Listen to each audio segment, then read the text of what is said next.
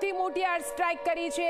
આખરે air strike ક્યાં ક્યાં કરવામાં આવી છે એ પણ આપને બતાવવી ખૂબ જ જરૂરી છે। એર સ્ટ્રાઇક ક્યાં ક્યાં કરવામાં આવી છે તે પણ ખૂબ જ જરૂરી છે। 9 જેટલા વિસ્તાર તમને બતાવીશું, 9 જેટલા એ આતંકી ઠેકાણાઓ છે જ્યાં આ એર સ્ટ્રાઇક કરવામાં આવી છે અને તેને લઈને એલઓસી નજીક એક રીતે હાહાકાર મચી ગયો છે। જો કે ભારતે એ પણ ધ્યાન રાખ્યું છે કે ભારતમાં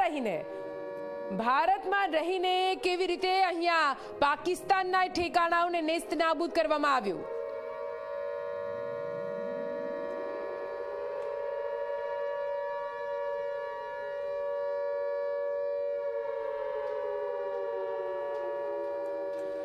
અને ઠેકાણો કયા છે, ઠેકાણા તમને બતાવવા છે। અહીં અમારી પાછળ તમે મેપ જોઈ રહ્યા છો। આ મેપમાં જુઓ, આ મેપમાં આપ જુઓ, મુઝફ્ફરાબાદ છે, કોટુ છે, ગુલપુર છે, ધમરાવ, સિયાલકોટ, આ તમામે 9 ઠેકાણા છે। આ એલઓસી તમે જોઈ શકો છો, લાઇન ઓફ કંટ્રોલ અને આ તરફથી ઇન્ડિયા તરફથી અહીંયા સીધો વાર કરવામાં આવ્યો છે। 24 જેટલી મિસાઇલો છોડવામાં આવી છે। 24 જેટલી મિસાઇલો અહીંયા ઇન્ડિયામાંથી, ભારતમાંથી છોડવામાં આવી છે।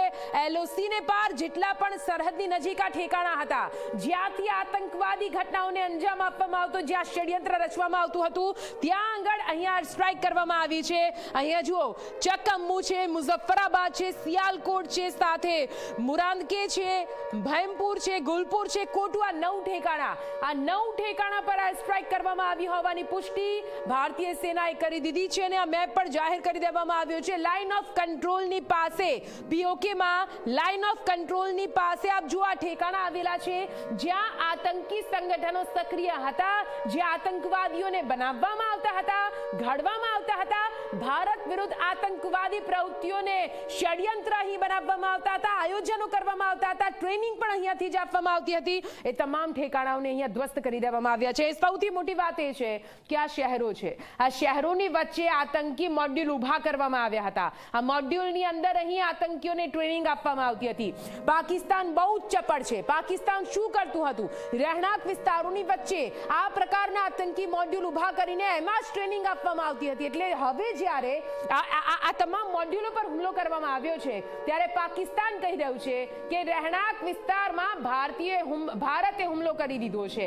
ભારતે રહેણાંક વિસ્તારમાં હુમલો નથી કર્યો, ભારતે હુમલો કર્યો છે એ આતંકીઓ પર, એ આતંકી વિચારધારા પર અને આતંકીઓને મોડ્યુલ પર જ્યાંથી આતંકવાદીઓ ઘડાતા હતા, જ્યાંથી નાના નાના બાળકોના મનમાં ઝેર ઘોળવામાં આવતું હતું, તે આતંકી ઠેકાણાઓ પર હુમલો કરવામાં આવ્યો છે। 9 જેટલા આતંકી ઠેકાણા જેને નેસ્ત નાબૂદ કરી દેવામાં આવ્યા છે। ત્યાં અફરાતફરીનો માહોલ મચેલો જોવા મળી રહ્યો છે, જેમાંથી એક તો મોટી મસ્જિદ છે। અત્યારે મસ્જિદોમાં એલાન પણ કરવામાં આવી રહ્યું છે કે તમામ લોકો ઘરની અંદર જતા રહો, સુરક્ષિત રહો। અફરાતફરીનો માહોલ છે। પાકિસ્તાન બંધ થઈ ચૂક્યું છે, શાળા કોલેજો બંધ છે।